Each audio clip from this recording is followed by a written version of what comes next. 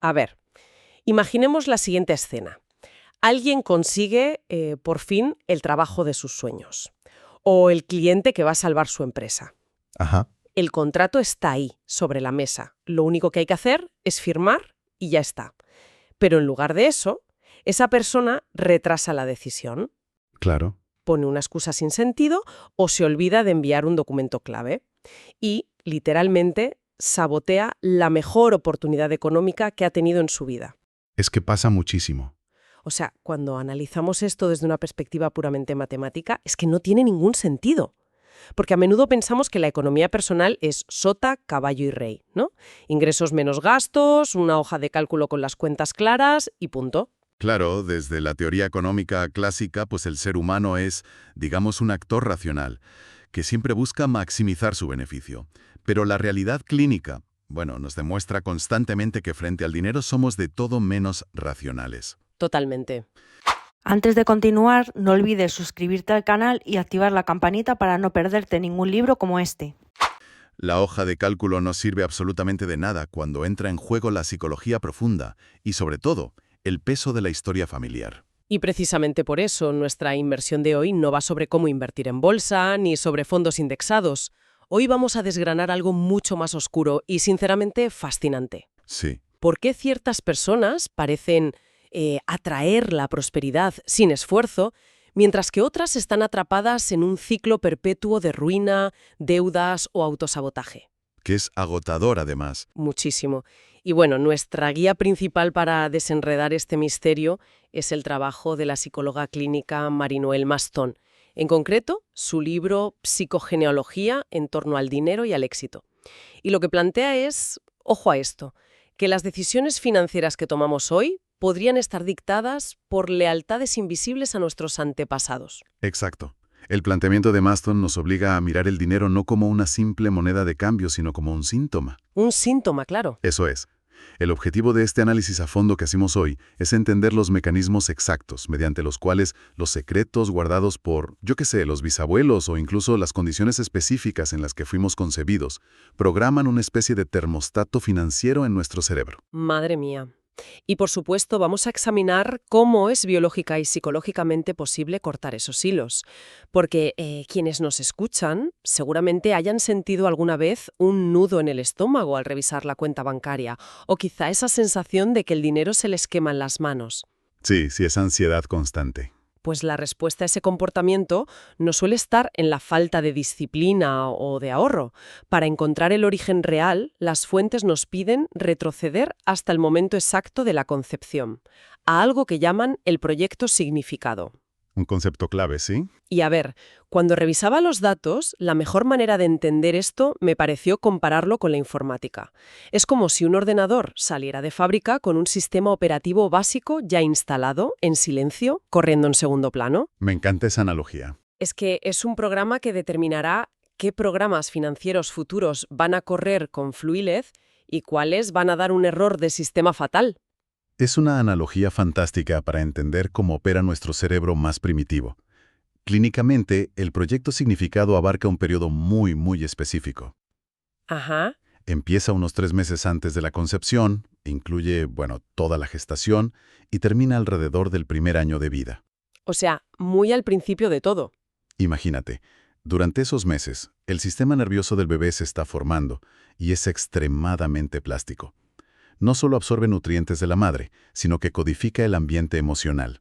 Claro. Si hay, por ejemplo, una angustia económica terrible en los padres, un miedo constante al desahucio o incluso un rechazo inicial al embarazo, el cerebro del bebé establece su línea base de normalidad en el estado de crisis. ¡Wow! Y el libro presenta el caso de Catherine, que de hecho ilustra este mecanismo de una forma brutal.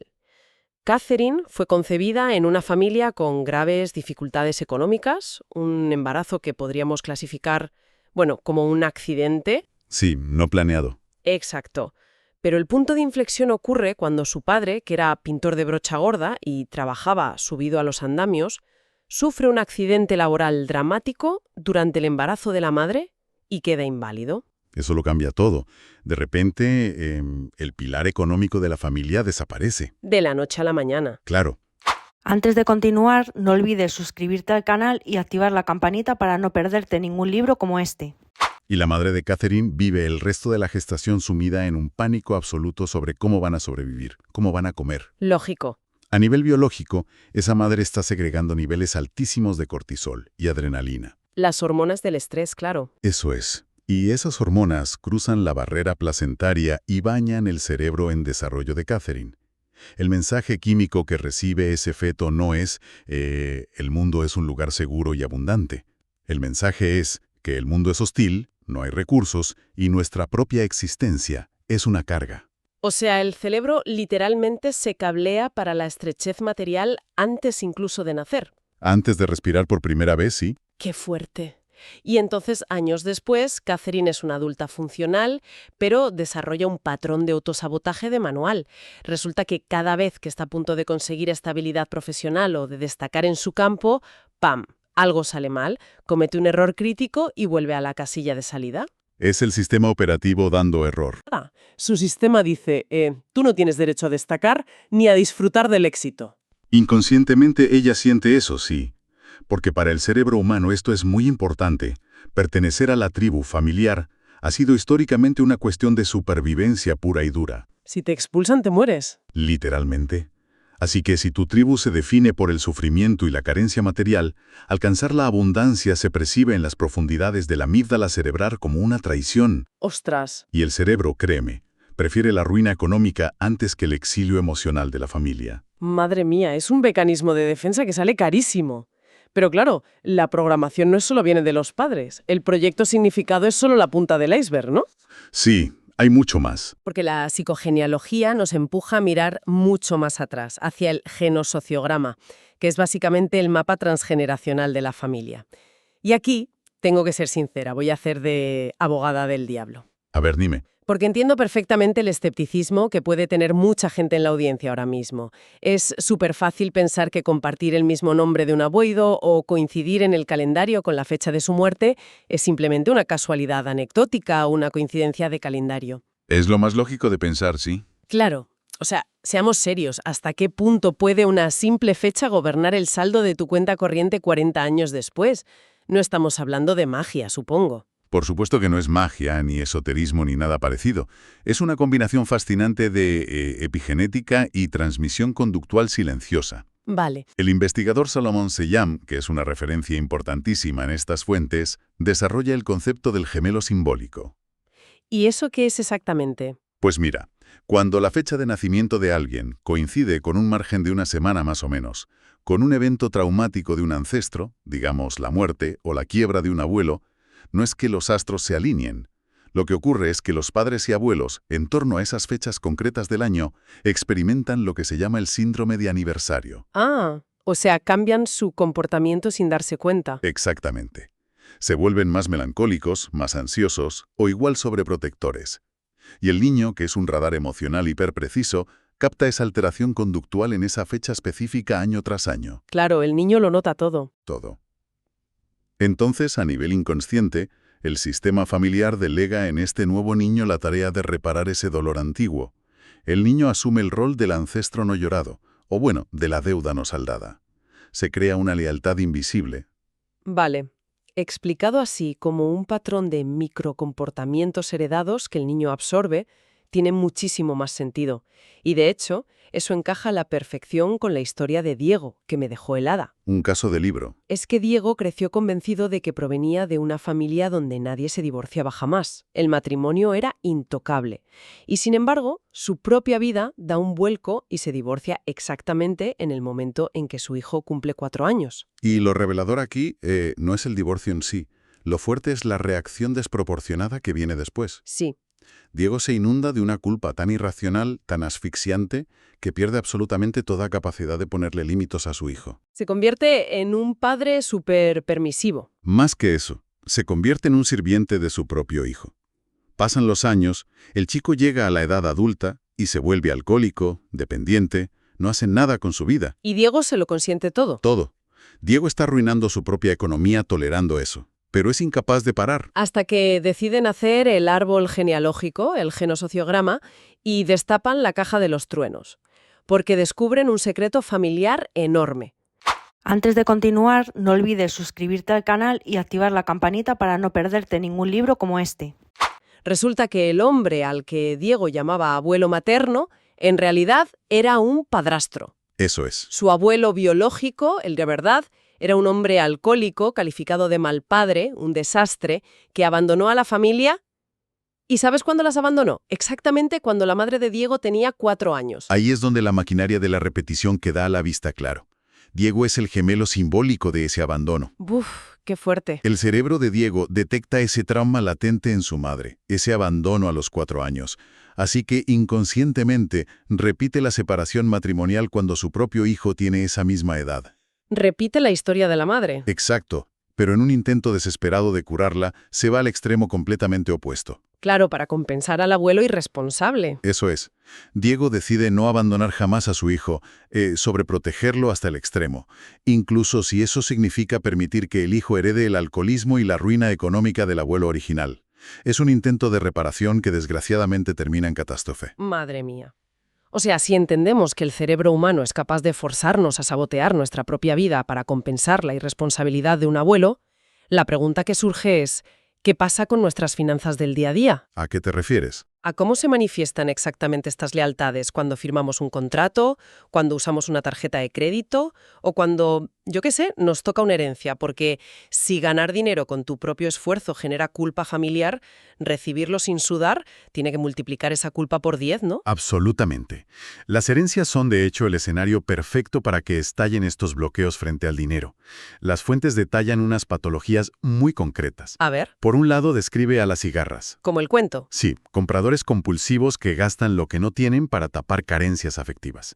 Buscan en las tiendas el amor que no recibieron. Y por el otro lado están las hormigas anoréxicas. Hormigas anoréxicas, qué término más gráfico. Es que son personas que igual acumulan cifras millonarias en el banco, pero viven en la miseria absoluta. No encienden la calefacción, no salen a cenar, por un miedo irreal y paralizante a la carencia. Viven pobres siendo ricos. Exacto. Pero luego, cuando hablamos de herencias bloqueadas o de injusticias familiares, entra en juego algo llamado la neurosis de fracaso. Y el caso de Karin, la empresaria, define la neurosis de fracaso a un nivel casi de película. Karin funda una empresa de importación de muebles asiáticos de lujo. Trabaja muchísimo y la empresa es un éxito total. Y justo en la cima, su socio la traiciona, le roba y la empresa quiebra. Pero ella no se rinde. No. Monta una segunda empresa, vuelve a tener un éxito brutal y la historia se repite de forma calcada. Otro socio la expolia por completo y la deja arruinada otra vez. Y esto no es tener mal ojo para elegir socios, ¿eh? Claro que no, porque cuando hacen su árbol, resulta que su abuelo materno era dueño de una empresa súper próspera en Marruecos, pero decidió, unilateralmente, dejarle toda esa riqueza a su único hijo varón, desheredando a sus 2 hijas. Y una de esas hijas era la madre de Karin. Exacto, el abuelo le roba el futuro a la madre de Karin, así que Karin, inconscientemente, está intentando reparar el éxito que le negaron a su madre montando empresas de éxito. Pero al mismo tiempo, como su programa dice que a las mujeres de la familia les roban la herencia, ella repite el expolio. Es que es fascinante y terrible a la vez. Karin no tiene permiso interno para retener la riqueza.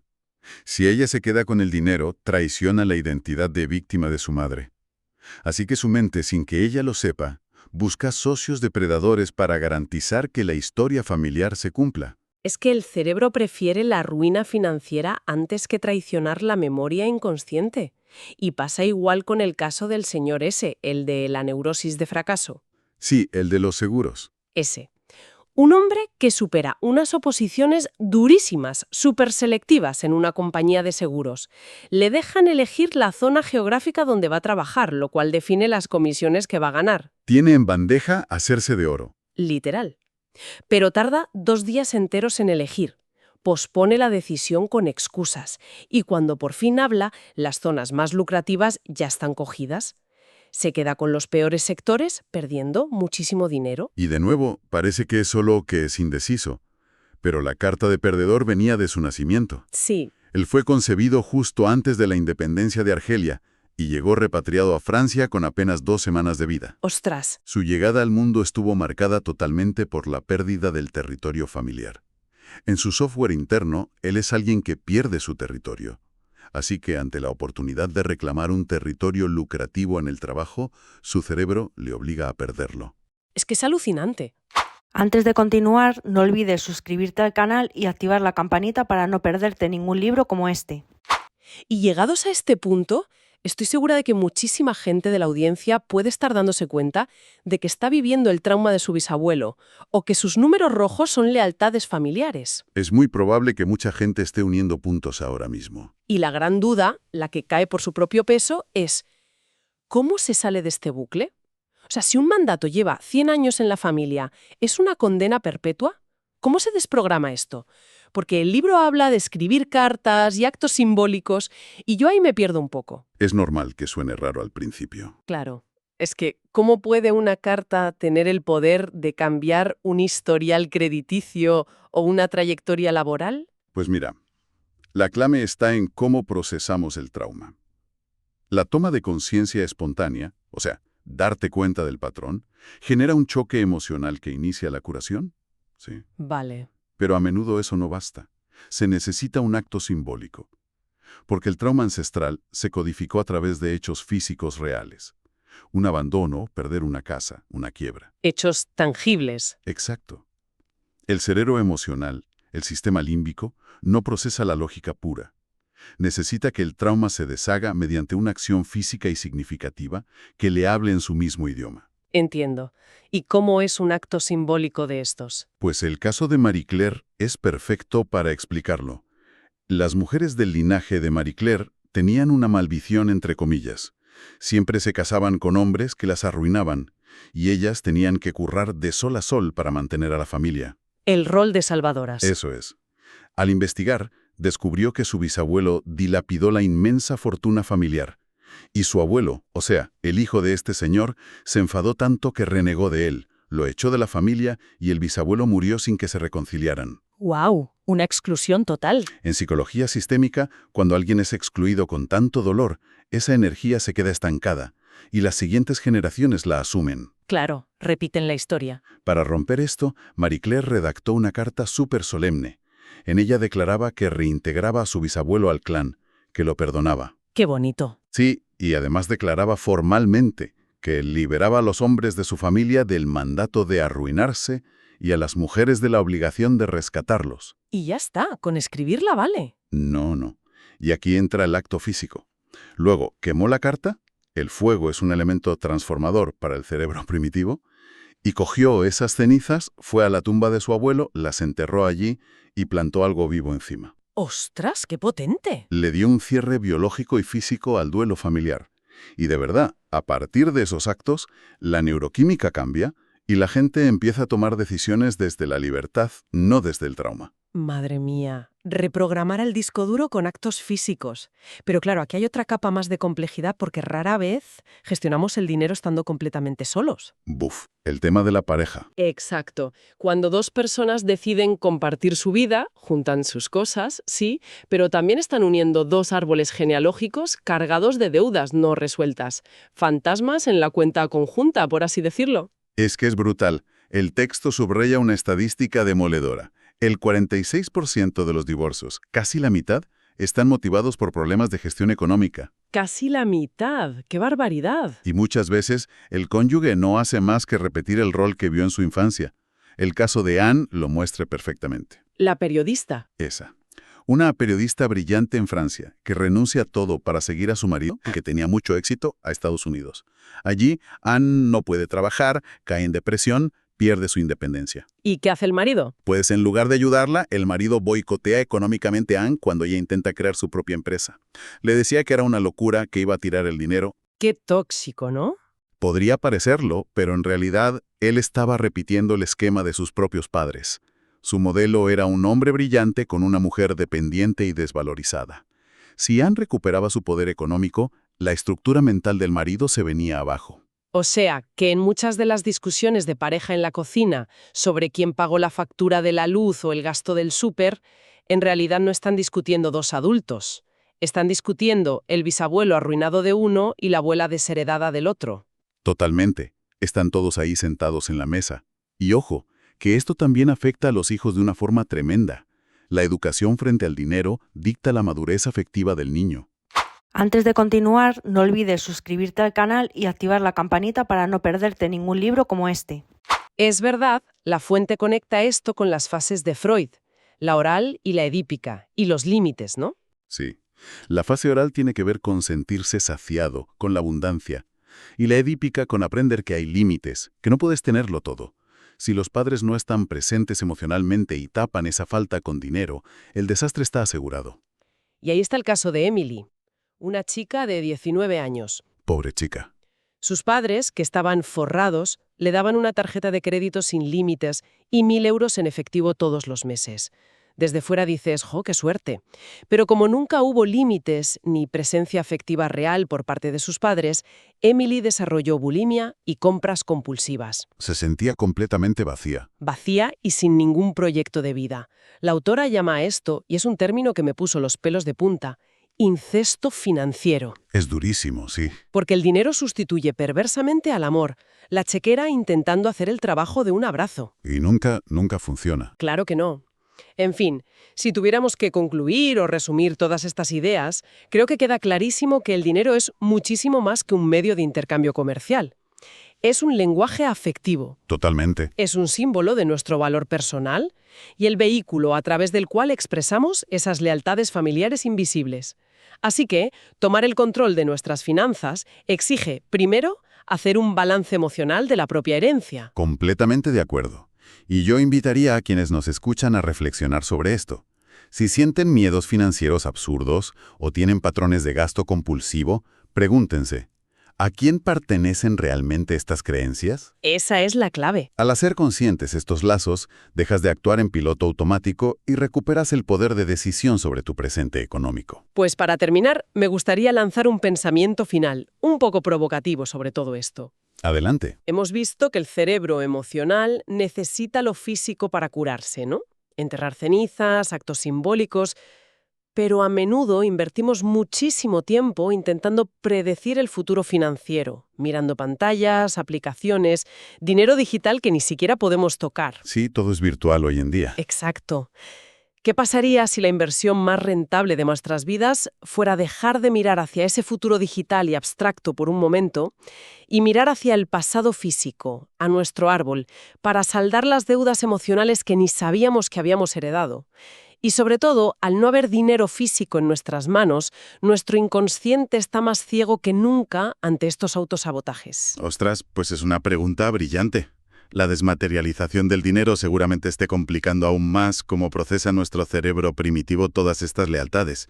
Da para otro análisis entero. Desde luego que sí.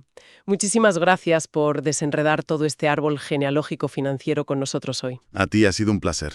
Y a quienes nos escuchan, investiguen en su pasado, igual ahí está la clave de su futuro. Hasta la próxima. Antes de continuar, no olvides suscribirte al canal y activar la campanita para no perderte ningún libro como este. Libros que abren puertas, palabras que enseñan más. Dinero y libertad, todo lo vas a lograr.